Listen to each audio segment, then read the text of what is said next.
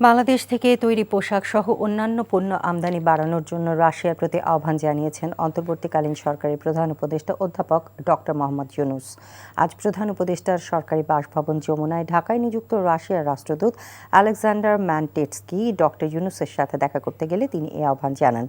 এ সময় রাশিয়ার রাষ্ট্রদূত বলেন, রাশিয়া আন্তর্জাতিক মঞ্চে বাংলাদেশের প্রতি তার সমর্থন অব্যাহত রাখবে।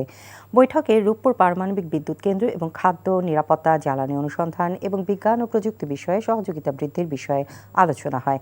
পরে একই স্থানে ঢাকায় নিযুক্ত পাকিস্তানের হাই কমিশনার সৈয়দ আহমেদ মারুফ প্রধান উপদেষ্টার সাথে দেখা করেন। বাংলাদেশ ও পাকিস্তানের মধ্যে অর্থনৈতিক, বাণিজ্যিক ও জনগণের মাঝে যোগাযোগ বাড়ানোর উপর তারা দুজনই গুরুত্ব আরোপ করেন। সবশেষ ঢাকায় নিযুক্ত সৌদি আরবের রাষ্ট্রদূত ইসা ইউসুফ ইসা আল দুহাইলান প্রধান উপদেষ্টার সাথে তার সরকারি বাসভবন যমুনায় সৌজন্য সাক্ষাৎ করেন। এ সময় তারা দুই দেশের ঐতিহাসিক সুসম্পর্ক আরও জোরদার করার বিষয়ে একমত পোষণ করেন।